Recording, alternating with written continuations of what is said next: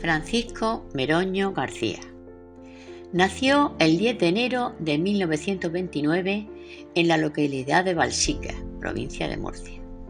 Sus padres fueron Juan Manuel Meroño Roca y Antonia García Alcaraz.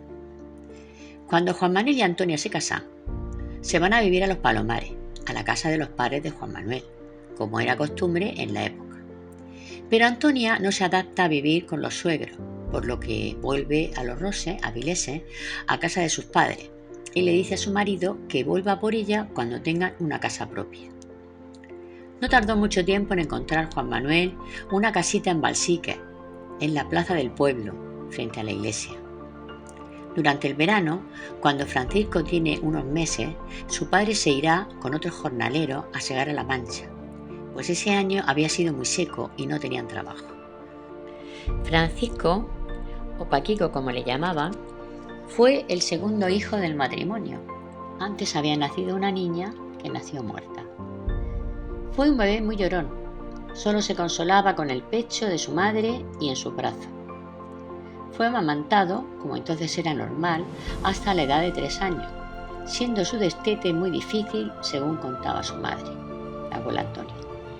Por lo demás, era un niño sumamente inteligente, destacando ya a esta tierna edad entre los demás niños. Fue muy poco tiempo a la escuela, el suficiente para aprender a leer y a escribir, y lo que se llamaban las 4 reglas.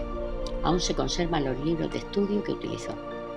Eran libros sencillos, pero que tenían todo el saber necesario, con ejemplos prácticos que facilitaban su aprendizaje. Los Roses es una finca muy grande, y allí arrendó unas tierras Juan Manuel con una casa para vivir con su familia. Y allí es donde viven cuando empieza la Guerra Civil Española. Francisco, Paquico, tiene 8 años. Al principio de la Guerra Española quemaron la iglesia de Avilés. Pusieron todos los santos en el centro y les prendieron fuego. Al día siguiente, Paco, junto con su madre y sus tías Rosario y Josefa, fueron a ver la iglesia quemada. Un niño de 8 años no recuerda muchas cosas de la guerra que dividía a España, solo recuerda que iba a una iglesia de vez en cuando a rezarle a una virgen y al Señor, y un día sin entender nada ni por qué la queman. Afortunadamente a los niños se les ocultan muchas cosas, pues no sabemos cómo podría haberlo traumatizado el saber que se daban paseos a personas, a sacerdotes, a curas, monjas, y lo que se hacía con ellos. Un niño traumatizado por ver matar a un gato a palo, ¿cómo habría reaccionado de saber con detalle lo que se hacía con personas? Por eso recuerda con gran alegría todo el tiempo que duró la restauración del templo, terminada la guerra. El abuelo Juan Manuel fue a la guerra, a pesar de ser ya algo mayor. Por eso no lo pusieron en primera fila, sino en la retaguardia. No fue así en la guerra de Marruecos, donde llegó a ser sargento, llevaba un diario militar de guerra que aún se conserva. Es emocionante leer día a día cómo se iba desarrollando la guerra con sus bajas y sus tragedias y también con sus triunfos.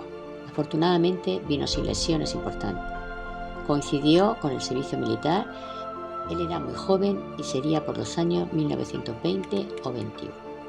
Desde Los Roses se veía pasar el tren que venía de Cartagena. También se escuchaban el estruendo de las bombas caer en la ciudad, así como el resplandor que éstas producían. Aunque estaban lejos y podían sentirse más o menos seguros, no podían dejar de pensar por sus seres queridos que estaban en el frente.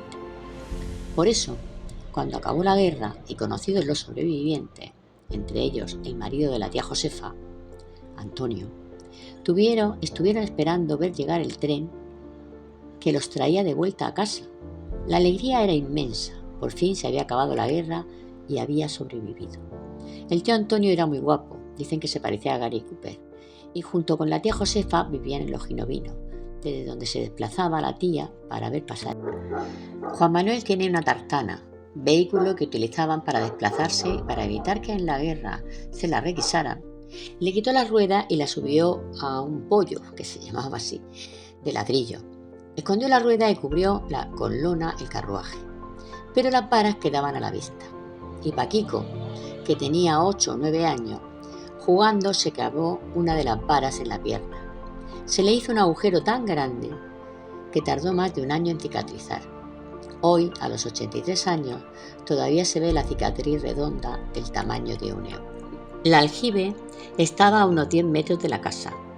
De ella se sacaba el preciado líquido para calmar la sed, para el aseo y para todas las necesidades.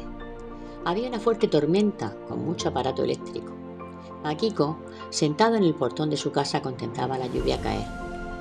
De pronto, cayó un rayo en la misma aljibe, destrozándola. El resplandor, como de fuego de artificio, el olor a tierra mojada, junto con un olor de pólvora en el aire, son los recuerdos que permanecen a través de los años.